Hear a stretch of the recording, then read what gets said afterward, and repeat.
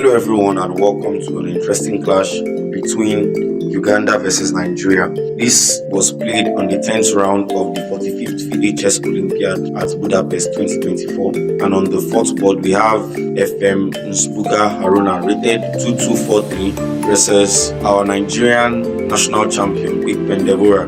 Let's check the game to find out. So the game starts out with 1e4. Deborah responds with c5. White plays knight f3. We have knight c6. d4 was played. cx d4, knight x d4, and g6, leading to the accelerated dragon. Knight x c6, which is a less theoretical move, as a more common move is usually knight to c6. It plays knight takes c6 to deviate black from any theoretical advantage. We have b captures c6, queen d4, e5 was played, and we have knight to h5, knight to c3, and now knight to g7. And it's on this position now that we have a completely new game. So our idea here is to either place the knight on f5 or to e6, and we're routing the knight with tempo. Bishop d3 was played and knight e6, only the same idea. Going to h4 and now bishop to g7, developing the bishop and also with tempo on the pawn was played, and d6, a very smart move, trying to quench white's attack before it even starts. Pawn captures. After e takes d6, she has two choices: to either capture with the pawn or to capture with the queen. So here she decides to capture with the queen. Now FM Haruna is someone who is well known for his analytical depth in the endgame, so he decides to go into the endgame immediately by trading off queens. Plays the move queen takes d8, and now Quickpen has two options: to either capture back with the knight or capture back with the king. But she captures back with the king, which is the best move in the position. We have knight to e4. The better move was actually bishop to e3, and black responds with king to c7. c3 was played, and then c5. The better move in this position was actually rook to e8, taking advantage of the king on the open file. So here we have c5. The idea of c5 is to actually develop the light square bishop to b7. Bishop e3 was played, and now we have bishop to b7, short castle, and f5, pushing back the knight. So knight to d2 was played, and we have rook h e8, king to f2, and now a5. I love this move. It shows the kind of positional understanding that black has in this position. Black is trying to clamp down the queenside pawns with the a pawn, the a and the c pawns. So now rook ad1 was played. We have bishop to c6, knight to c4, which actually gives black the chance now to play d5. Knight to e5 was played. But here, can you find a move for Quickpen that makes position turn out clearly in our favor?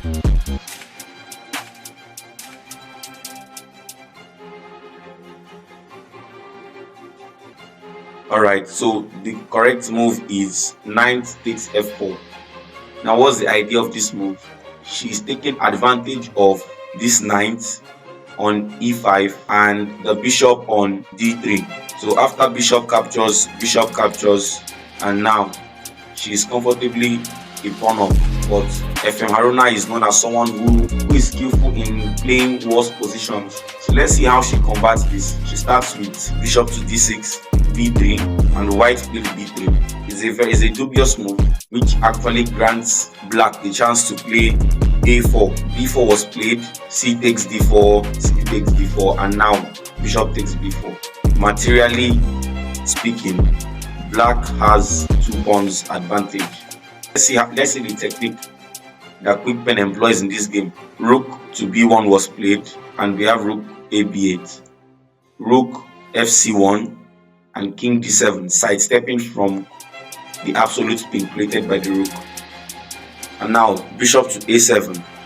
We have rook to b7 and bishop back to d4. So this actually, we have rook to d6 was played, rook captures, and h4.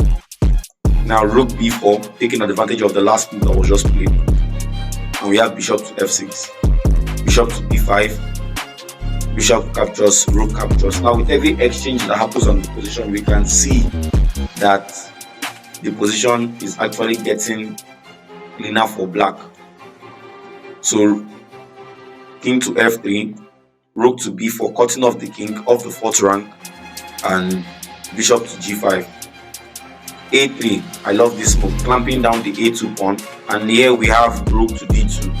d4 was played, so we have rook to d1 and bishop to c5. h5 was played, and rook to b2 now.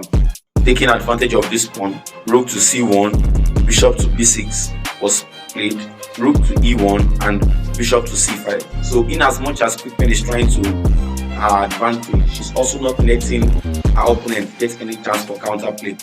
And now we have rook to e5, king to c6, defending the bishop, bishop to e7, bishop captures e7, rook captures e7, and g takes f5, trying to exchange off those pawns and limit white's counterplay. He plays rook takes h7, rook takes h2, rook to h6 check. Now we have king to c5, rook captures h5, and then I love this move, rook to b2. We have rook takes f5, king to c4, rook to a5, and a2. We have rook to a8, d3. Now no longer possible for white to contain these two pawns. Rook to c8, king to b3, rook to a8, king to c2, rook to c8, king to b1, and rook d8, the queen promotion. But it doesn't help anything because, and at the end of the day, this will still be a passed pawn. So a1 queen, rook captures d3, and here we have queen to a8, check,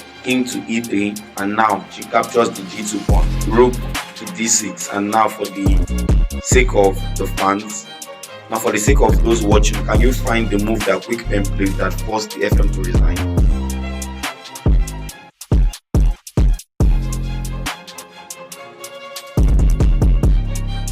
Move here is queen to g3, double attacking both the king and the rook, and so she found it. And after queen to d4, FM Haruna resigned while Quickpen had over 1 hour left on her time. So this goes to show the level of form that she was in this tournament, and I was very happy to see our national champion making us proud on the global stage. If you like this video, if you really enjoyed this video, or if you enjoyed this content, or you have any other suggestion, please like and subscribe and let me know in the comment section. Thank you so much, and God bless.